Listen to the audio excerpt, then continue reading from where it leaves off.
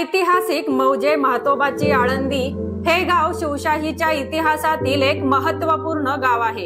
किल्ले मल्हारगडाच्या सावलीत वाढलेल्या या गावात शिवशाहीच्या काळातील अनेक कर्तबगार सरदारांच्या समाध्या पाहायला मिळतात। मौजे म्हातोबा आळंदी गावाचा सर्वात जुना उल्लेख हा एका ताम्रपटात आलेला आहे।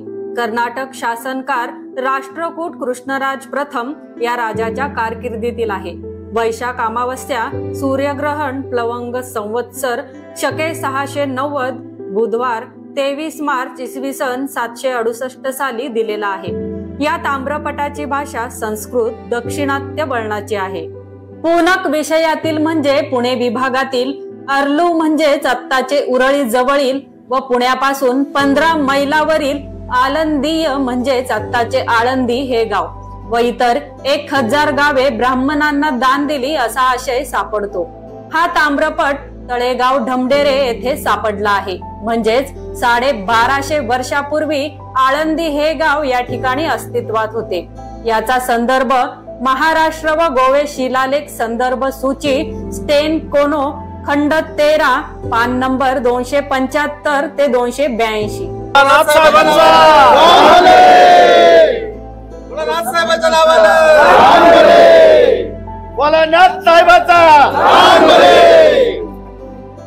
नमस्कार, मी अक्षता महेंद्र नवले आणि माझ्या ऑन द वे भूर या ब्लॉग वर तुमचं पुन्हा एकदा खूप खूप स्वागत आहे। आज आपण आलो आहोत हवेली तालुक्यातील मौजे म्हातोबाची आळंदी या गावामध्ये। मोडी कागदपत्रांचा अभ्यास करून आपण या गावाचा इतिहास जाणून घेणार आहे। त्याचबरोबर या गावातील जुनी पुरातन मंदिरे, वाडे, वीरगळ, सतीशिळा, विहिरी, बारव, शिलालेख यांचा अभ्यास करून यांची माहिती सुद्धा या व्हिडिओच्या माध्यमातून आपण जाणून घेणार आहे। छत्रपती शिवरायांनी स्थापन केलेल्या शिवस्वराज्यातील हे अति महत्त्वपूर्ण असे असलेले गाव। या गावात जे काही शूरवीर सरदार होऊन गेले त्यांच्याबद्दल सुद्धा आपण या व्हिडिओच्या माध्यमातून जाणून घेणार आहे। चला तर मग या ग्रामदैवतेचे दर्शन घेऊया आणि इथं जमलेल्या सर्व ग्रामस्थांच्या उपस्थितीत या व्हिडिओला सुरुवात करूया। छत्रपती शिवाजी महाराज की जय, छत्रपती संभाजी महाराज की जय, हर हर हर महादेव।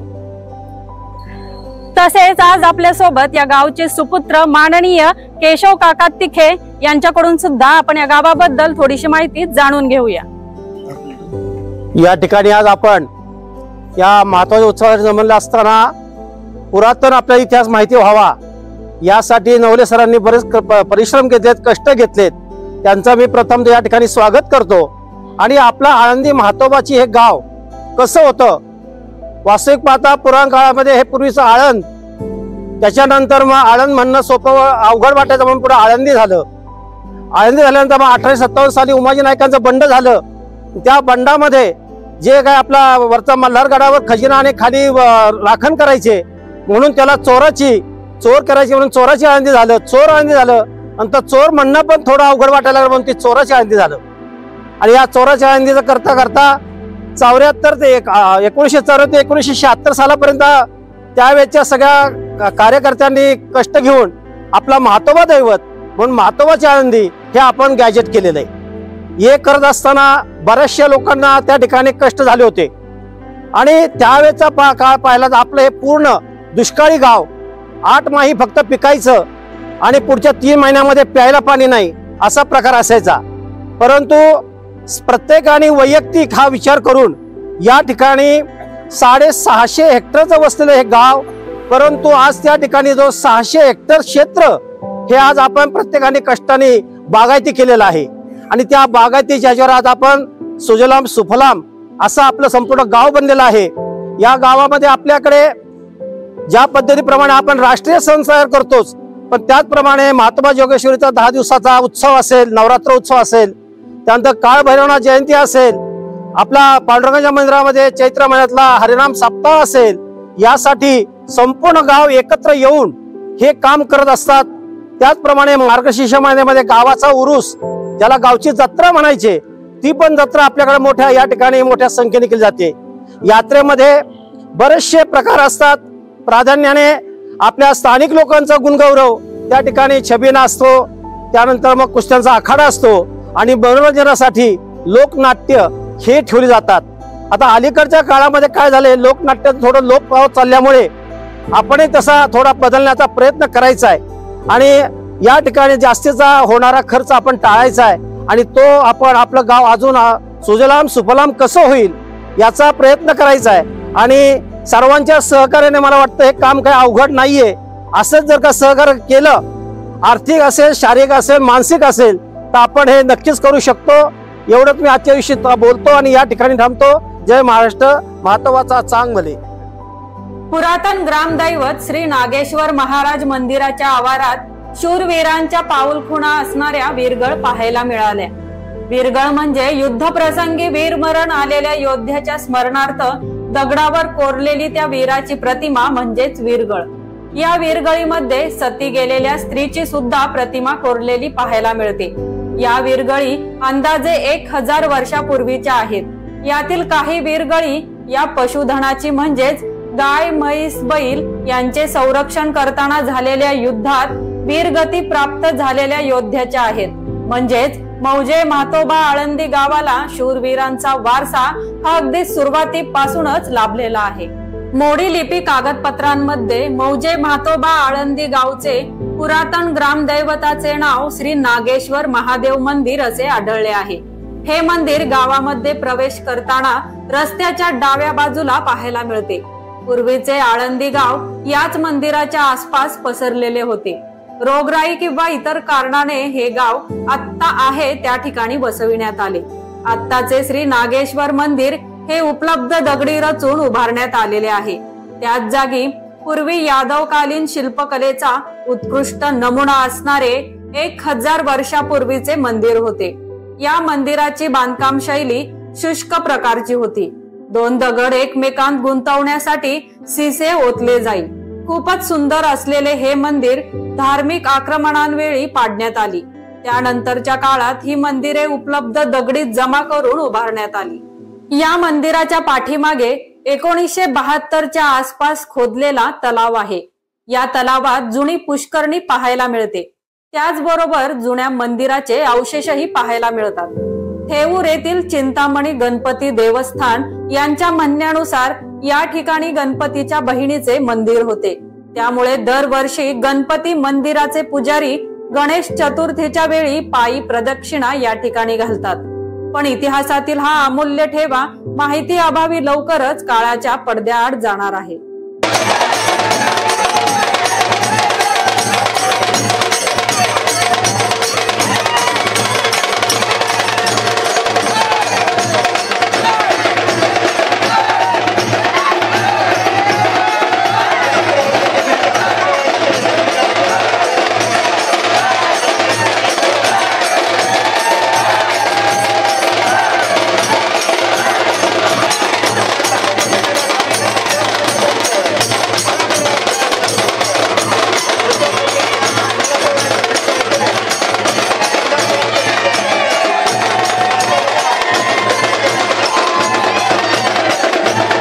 आजच्या म्हातोबा आळंदी या गावाचे यापूर्वीचे नाव चोराची आळंदी असे होते। या पाठीमागे एक कथानक सांगितले जाते। इंग्रज राजवट सुरू झाल्यानंतर ही जुलमी इंग्रजी राजवट उलथवून टाकायची यासाठी अनेकांनी प्रयत्न केले। म्हातोबा आळंदी गावामध्ये असलेला रामोशी समाज हा सुद्धा मागे नव्हता। इंग्रज राजवट खिळखिळी करण्यासाठी अनेक मार्ग अवलंबले। त्यामध्ये आळंदी गावातून जाणारी नॅरो रेल्वे लुटण्याचे काम रामोशी समाजाने केले व यामध्ये अनेक जण राजे उमाजी नाईक यांच्या सोबत होते। यावरूनच या गावाला चोराची आळंदी असे नामकरण मिळाले। मौजे म्हातोबा आळंदी गावातील जवळकर घराणे मूळचे जावळीचे व आधीचे आडनाव जावळीकर असावे, कारण हे घराणे जावळी खोऱ्यातून या ठिकाणी आले म्हणून ते जावळीकर व नंतर जवळकर झाले। या घराण्याचे देवक साळुंखीचा पीस किंवा साळुंखीचा पंख आहे। म्हणजेच या घराण्याचे मूळ हे साळुंखे घराणे आहे। साळुंखे म्हणजेच पूर्वाश्रमीचे चालुक्य होय। या कुळाला शाक्य असेही म्हणतात। प्राचीन कुळ चालुक्य त्याचेच अर्वाचीन कुळ साळुंखे झाले। या कुळाच्या राजाचे नाव स्वयंवर्मा आहे। गौतम बुद्धांचा जन्म याच चालुक्य कुळात झालेला आहे। चालुक्यांच्या अनहिलपट्टण व बदामी, कल्याण ही महत्वाची ठिकाणे आहेत। आडनाव व कुळ यावरून जवळकर हे बदामी कर्नाटकची एखादी शाखा असावी. मौजे म्हातोबा आळंदी गावाच्या इतिहासात डोकवले असता गावच्या मोगदमीचे वतन पहिल्यापासून जवळकर घराण्याकडे असल्याचे पाहायला मिळते. गावगाडा चालवण्याबरोबरच जवळकरांचे शिवस्वराज्यातील योगदान सुद्धा मोठे आहे. याच्या खाणाखुणा आज गावात अनेक ठिकाणी पाहायला मिळतात. अनेक शिलेदारांची सरदारांची स्मृतीस्थळे आज गावात पाहायला मिळतात. परंतु माहिती अभावी त्या शिल्पांकडे दुर्लक्ष झालेले आहे. अनेक शूरवीर सरदारांच्या शिलेदारांच्या आखीव रेखीव दगडी समाध्या पूजे अर्चेच्या प्रतीक्षेत धुळखात पडल्या आहेत. आपण पूर्वजांचा इतिहास विसरलो तर येणाऱ्या पिढ्या उद्या आपल्याला विसरल्या तर त्यात नवल वाटायला नको. श्री विठुरायांच्या मंदिरा पाठीमागे झाडीत एका शूरवीर सरदाराची समाधी आम्हाला पाहायला मिळाली. त्या समाधीवर एक शिलालेख पाहायला मिळाला. देवनागरी व मोडी लिपीतील हा शिलालेख वाचण्यात मला यश मिळाले. श्री शक 1646 क्रोधी संवत्सर अमोजी बिन भीक महाळा आळंदीकर असा त्यावर मजकूर लिहिलेला आढळतो. म्हणजेच इसवी सन 1724 मध्ये अमोजी बिन भीक महाळा आळंदीकर यांचा मृत्यू झाला. श्रीमंत थोरले बाजीराव पेशवे यांच्या कारकिर्दीतील शिलेदार.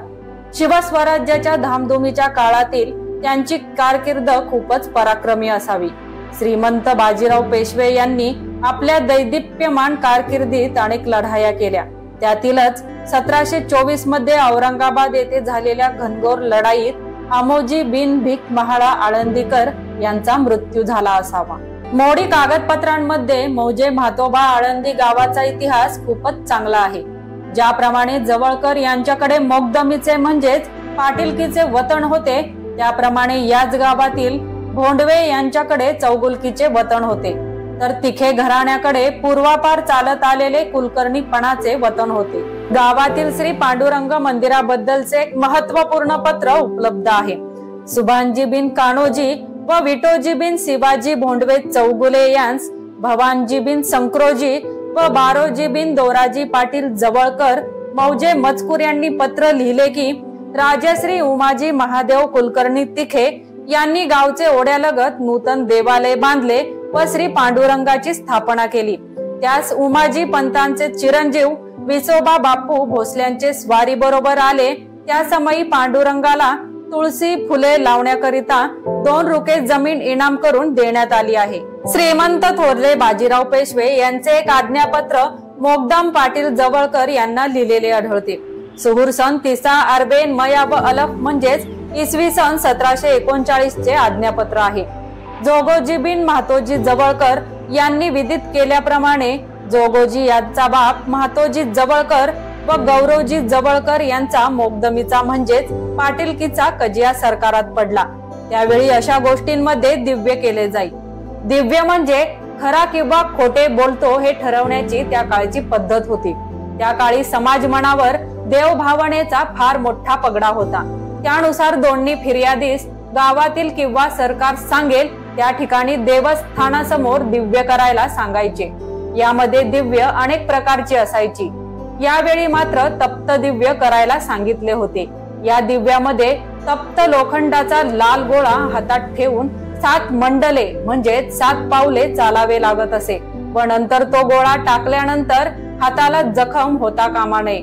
जखम झाल्यास तो मनुष्य खोटा ठरवला जाई.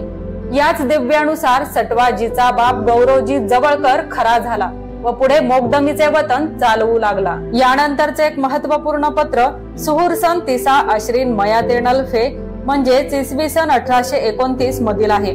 केशव बापूजी चिंचोर इनामदार यांनी लिहून दिल्याप्रमाणे आमचे आजोबा आनंदराव केशव चिंचोर हे श्रीमंत महाराज राजश्री शाहू छत्रपती यांचे बहुत दिवसांचे पुरातन सेवक असल्याने अर्धा चाहूर म्हणजेच बिघे 60 जमीन इनाम करून देण्यात आली.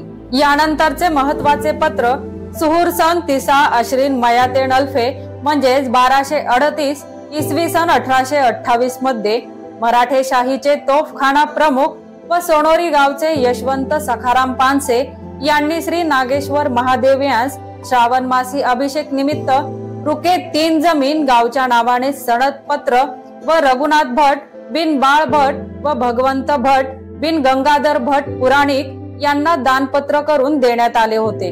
मौजे जवळकर पाटील मोगदमांची काही नावे आढळतात, ज्यांनी पाटीलकीचे वतन अनुभवले आहे.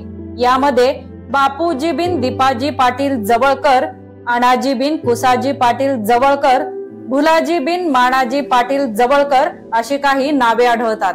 त्याचबरोबर भोंडवे चौगुला यांची काही नावे आढळतात. यामध्ये मल्हारजी बिन मातोजी भोंडवे चौगुला आणि वाघोजी बिन तुकोजी भोंडवे चौगुला ही नावे आढळतात.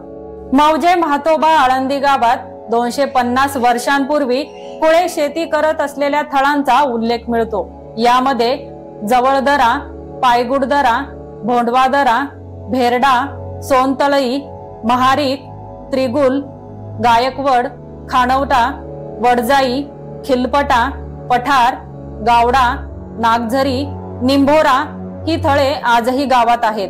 परंतु काळाच्या ओघात काही नावे विस्मृतीत गेलेली असावी. मौजे म्हातोबा आळंदी गावाने गावगाड्याबरोबरच आपल्या रूढी, परंपरा, सण, उत्सव सुद्धा जीवापाड जपल्याचे पाहायला मिळते. श्री नागेश्वर महादेवाला श्रावण मासातील पूजेसाठी 8 आणे खर्च येत असे. गोंधळी भराडियास बिदागी 10 रुपये देण्यात येत असे. श्री भैरवाचे नवरात्राबद्दल 15 रुपये खर्च येत असे. दारुल देवाचे छबिण्याकडे 1 रुपये खर्च येत असे. ग्रामदेवताचे सातीकडे खर्च 7 रुपये होत असे. सेंदपिऱ्यांचे उरसाबद्दल व जत्रा वगैरे साठी 13 रुपये खर्च येत असे. ग्रामदेवतास तेल व शेंदूर 25 रुपये वर्षाकाठी खर्च येईल. ग्रामजोशी यास 5 रुपये तर संक्रांती बद्दल 1 रुपया खर्च येईल. शिमगा व किरकोळ खर्च 6 रुपये येत असे. मौजे म्हातोबा आळंदी गावचे नित्य पूजापाठ करणारे राजगुरू गुरव घराणे हे सुद्धा ऐतिहासिक आहे. राजगुरू ही या घराण्याला मिळालेली पदवी आहे. त्यांच्या सांगण्यानुसार गुंजन मावळातील राजगड व तोरणागडाच्या परिसरातील धार्मिक कार्य व देवतांच्या पूजा अर्चा करण्याचे काम या घराण्याकडे होते. सत्यशोधक दिनकरराव जवळकर, जन्म 1898, मृत्यू 1932.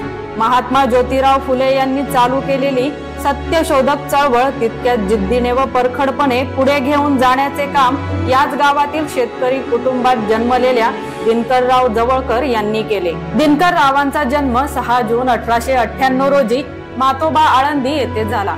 वडिलांचे छत्र लवकरच हरपल्याने पुणे येथे मामा बाबूराव गोडसे यांच्याकडे पुढील शिक्षण झाले. महात्मा फुले यांनी सुरू केलेल्या सत्यशोधक चळवळीतून ब्राह्मणोत्तर चळवळीचा उदय झाला. 1911 मध्ये राजश्री शाहू महाराज यांनी कोल्हापुरात सत्यशोधक समाजाची पुनर्स्थापना केली.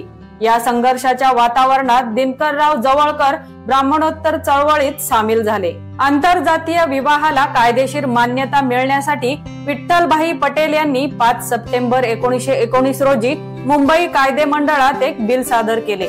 लोकमान्य टिळक, पंडित मदन मोहन मालवीय यांचा या बिलास विरोध होता. मात्र दिनकरराव जवळकर यांनी या बिलाच्या समर्थनार्थ मोहीम उघडली. जवळकरांनी प्रणय प्रभाव हे नाटक लिहिले व हिंदू धर्मातील आंतरजातीय विवाहाला मान्यता मिळाली यासाठी त्यांनी प्रचार व प्रसार केला. त्या काळी शिवस्मारकाबाबत बराच गोंधळ चालू होता.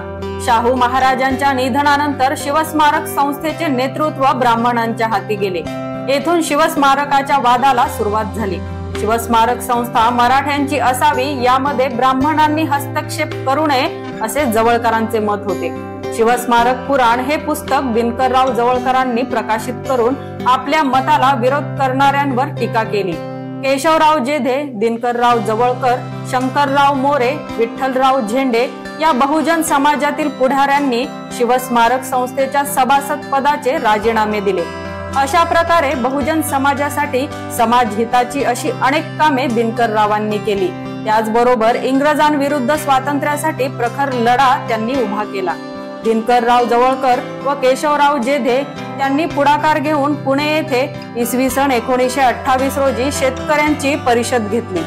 त्यांनी विधेयकाला विरोध करण्यासाठी 60,000 शेतकऱ्यांच्या सह्यांचे निवेदन विधिमंडळाला सादर केले. दिनकरराव जवळकर यांनी केशवराव जेधेंच्या बरोबरीने पुणे येथे ब्राह्मणोत्तर चळवळीचे केंद्र चालविले. दिनकररावांची सतत धावपळ प्रवास यातून त्यांना त्यांच्या प्रकृतीकडे लक्ष देता आले नाही. त्यामुळे त्यांचे 3 मे 1932 मध्ये निधन झाले. त्यांना फक्त 34 वर्षाचे आयुष्य लाभले. अशा या म्हातोबा आळंदीच्या मातीत जन्मलेल्या स्वातंत्र्यवीर दिनकरराव जवळकरांना माझा मानाचा मुजरा। इतिहासातील मौजे म्हातोबा आळंदी याच गावातील वाल्हेकर म्हणजेच पूर्वाश्रमीचे पवार घराणे आहे। वाल्हे गावातून आल्याने त्यांना वाल्हेकर हे आडनाव मिळाले। वाल्हे गावातील पवारांचे मूळ पुरुष रामजी पवार यांचा उल्लेख मिळतो। शिवस्वराज्यातील एक कर्तबगार घराणे म्हणून या पवार घराण्याकडे पाहिले जाते। नंतरच्या काळात किल्ले मल्हारगडाच्या संरक्षणासाठी आलेले शिलेदार मल्हारगडाच्या पायथ्याला वसाहत करून राहू लागले। त्याचबरोबर याच गावातील मातेफोड घराण्याचे या गावातील वास्तव्य खूपच जुने आहे। मातेफोड आडनावाविषयीची कहाणी अशी आहे की छत्रपतींच्या काळात एका रणसंग्रामात आपल्याकडील मिळेल त्या हत्यारांनी मुघलांची मातेफोड केली, त्यावरून हे नाव मिळाल्याचे सांगितले जाते। अभिमानास्पद कामगिरी केलेल्या पूर्वजांमुळे हे आडनाव मिळाल्याचा या घराण्यातील तरुणांना अभिमान वाटत आहे। रामोशी समाजातील काही घरे या गावात आहेत। आद्य क्रांतिकारक नरवीर उमाजी नाईक यांनी उभारलेल्या स्वातंत्र्य लढ्यात या गावातील अनेक तरुणांनी सहभाग घेऊन भारत स्वतंत्र होण्यासाठी आपला मोलाचा वाटा उचललेला होता। मौजे म्हातोबा आळंदी गावच्या जडणघडणीमध्ये सर्वांसोबत माळी समाजातील शिवरकर घराण्याचा वाटा सुद्धा खूप मोठा आहे। आज या गावात जवळकर, भोंडवे, शिवरकर, मातेफोड, झेंडे, गायकवाड, शहा, लोळे, क्षीरसागर, वाल्हेकर, माकर, खटाटे, भंडलकर, पुंजीर, धावडे, दगडे, काळे, जाधव, काळभोर, ढवळे, बारवकर, शेख, मुलानी, तांबोळी, खताळ, थोरात, तिखे, लोखंडे, शिंदे, राजगुरू, शेलार, भिवार, कांबळे, वाघमारे, चंद आणि सुर्वे असे सर्व 18 पगड जाती जमाती मिळून मिसळून गावात आनंदाने राहत आहेत। पूर्ण पंचक्रोशीत गावगाडा उत्तम चालवणारे मौजे म्हातोबा आळंदी हे गाव कायम स्मरणात राहील। इतिहासातील मौजे म्हातोबाची आळंदी या गावाचा माहितीपट आपण जाणून घेतला। व्हिडिओमध्ये आता इथंच थांबायची वेळ झाली आहे। पुढच्या व्हिडिओमध्ये आपण नक्की भेटूया। चॅनलवर नवीन असाल तर सबस्क्राईब अवश्य करा आणि व्हिडिओ तुम्हाला कसा वाटला मला हे कमेंट करून नक्की सांगा। आणि व्हिडिओ आवडला असेल तर जास्तीत जास्त लोकांपर्यंत नक्की शेअर करा। आणि तुमच्या येणाऱ्या कमेंट्समुळे आम्हाला नवीन कार्याची ऊर्जा मिळते, त्यामुळे कमेंट्स नक्की करा। जय जिजाऊ, जय शिवराय, जय शंभूराजे।